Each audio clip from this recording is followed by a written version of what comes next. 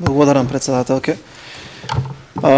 Имено, да дообјаснам затоа што во оваа расправа амандманска провеува многу често и разбирливо е дека треба опозицијата нешто да каже за унгарскиот финансиски пакет.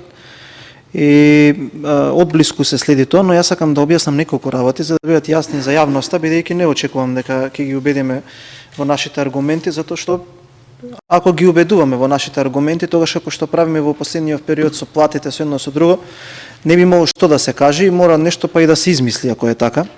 Имено унгарскиот финансиски пакет, особено оној кој што киде во стопанството, ќе има екстра поволни услови и очекувам во наредниве неколку дена да се постигне и конкретен договор и сакам, вака чувствувам должност да им објаснам на сите пратеници на јавноста зашто станува збор подетално кога се разговара за каматите и за тие муавети дека државата нешто ќе субвенционирала, бидејќи јас како што разбрав, еве вика амандманот се предлага со цел да се обезбедат средства во висина од 307 милиони денари со цел да се зголеми поддршката на домашните компании преку Законот за финансиска поддршка на инвестициите. Јас како што го разбрав, ова практично значи субвенција на дел од македонските приватни компании. И сега јас логично го поставувам прашањето во малку поширок контекст, што има разлика помеѓу оваа субвенција и помеѓу субвенцијата која што би се дала во тој тип. Но за да не создаваме некој шум во јавност или некоја магла, јас би сакал вака да кажам.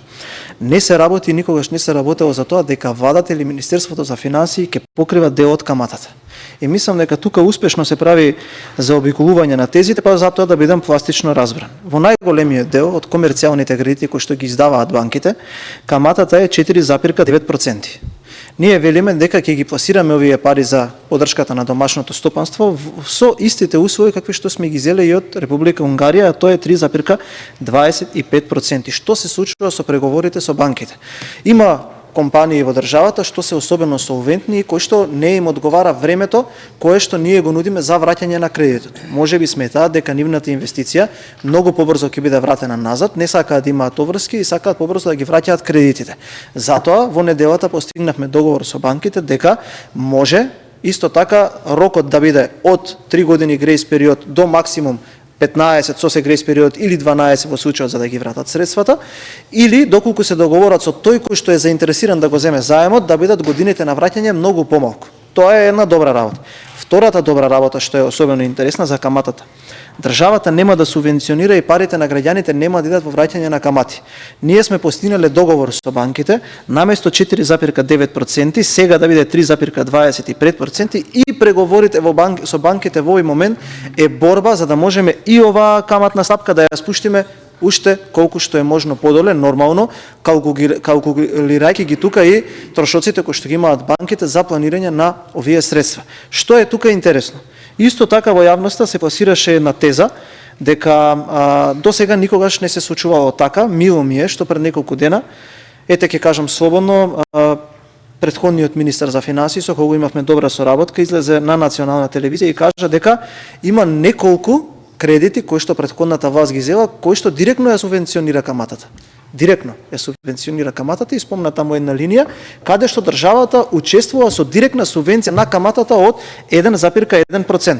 Значи да не создаваме слика во јавноста дека некои работи се такви какви што се, дека заради тоа се лоши. Понатаму, од 2004 година, односно не се извинувам, од 2011 до 2024 има над 15 кредитни линии кои што оваа држава ги зела, а кои што ја субвенционира каматната стапка.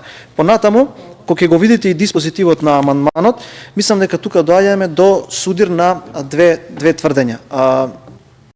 Странските директни инвестиции во суштината на економијата заедно со капиталните инвестиции се тие кои што може да ја придвижат економијата да отиде нагоре. Зошто?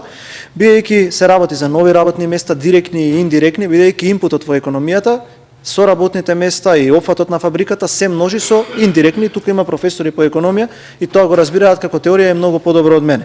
Но тоа не значи дека домашните претпријатија нема да бидат поддржувани.